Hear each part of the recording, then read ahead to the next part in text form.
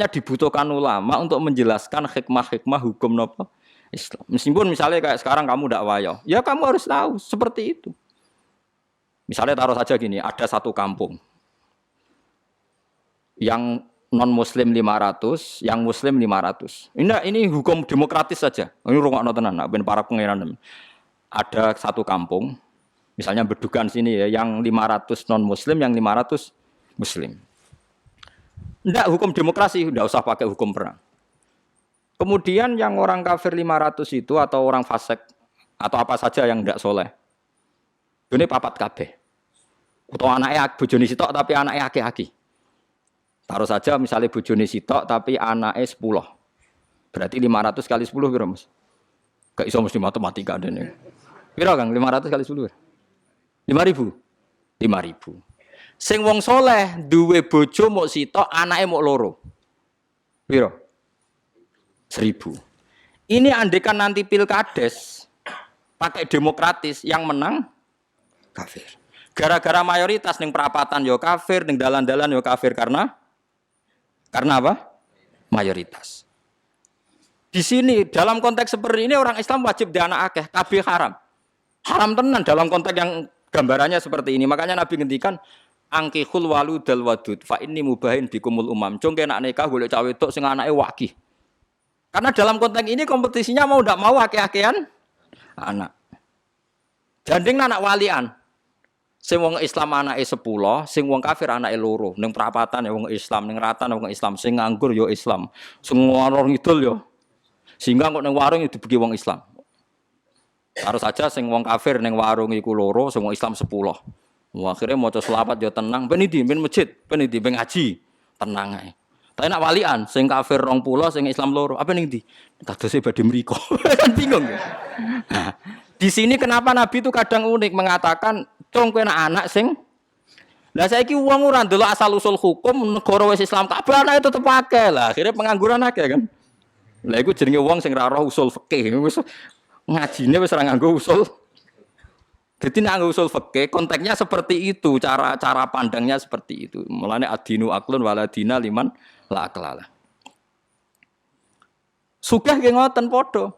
Kowe kudu wajib sugih, bandingannya seperti itu. Ada non muslim 500, wong Islam 500. Sing iki sugih, non muslim sugih. Wong Islam buruh, akhirnya jam salatnya enggak boleh nih. Tapi nak walian sing sugih Islam wajib salat. Sing ra salat ra untuk pekerjaan kan bingung kabeh. Jadi makanya di sini ini kadang-kadang Islam itu memperlihatkan sebagian hukum Islam itu dinalar, itu mau. Kenapa harta rampasannya orang kafir menjadi halal? Bukan karena ainnya menjadi halal, tetap sangka donyane wong kafir haram. Masalahnya kalau dipakai mereka lebih buruk, maka Allah menghalalkan untuk dipakai orang Islam dalam konteks perang, maksudnya rampasan perang. Ojo terus kowe nyolong saiki mboten angsal tetep nyolong. Itu tidak fair karena mendapatkannya. Lah saiki nggih sami. Dunyane Fir'aun sing dipangan Nabi Musa. Nah sing dipangan Nabi Musa ya halal karena nanti fungsinya menjadi ibadah. Sing dipangan Fir'aun ya haram mergo fungsine dadi kurang ajar. Wah kada. Paham ya terus sampean ra usah janggal kenapa ada apa tadi? Napa jenenge harta rampasan terus wonten amat. Nggih bojo akeh nggih ngoten sami mawon logikane. Kalau ada 4 perempuan dibina orang soleh, berarti Anda membina orang lebih banyak. Bina 1 saja baik, apalagi bina 4. Asal mampu loh.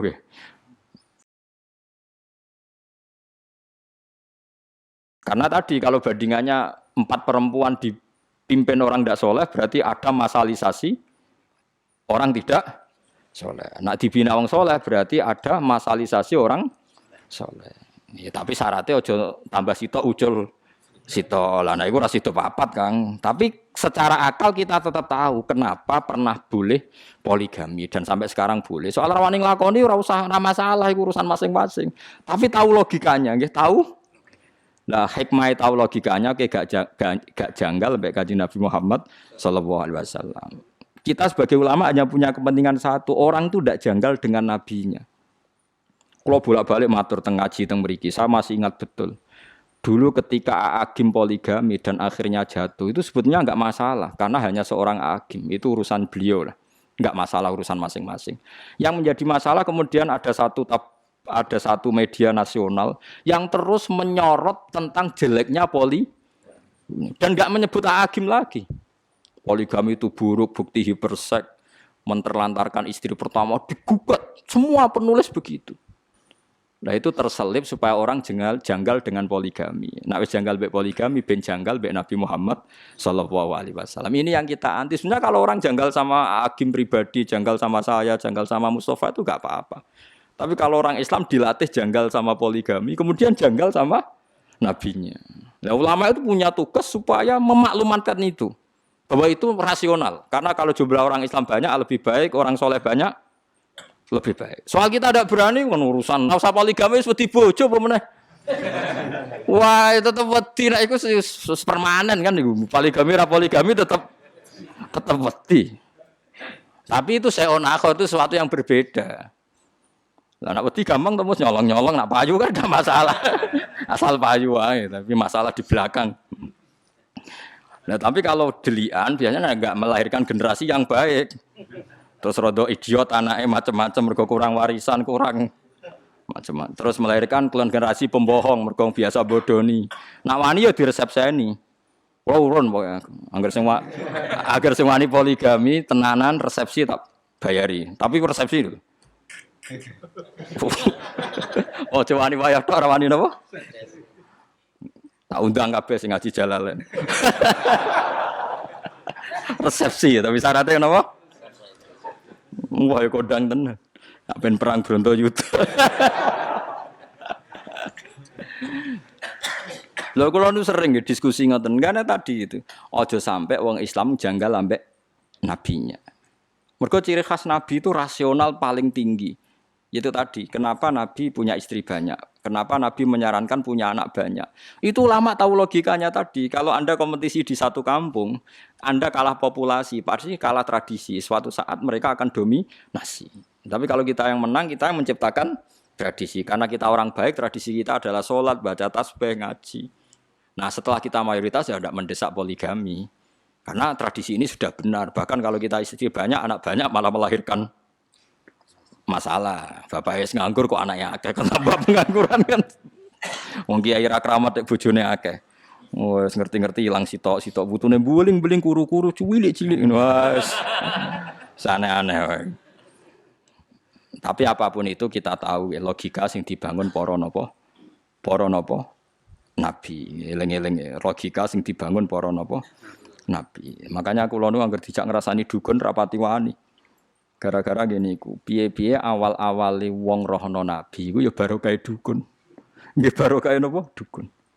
Meskipun kita tahu dulu dukun itu punya akses ke langit, sekarang enggak. Tapi tetap sebagian itu ya benar. Sampai sekarang pun sebagian itu ya benar.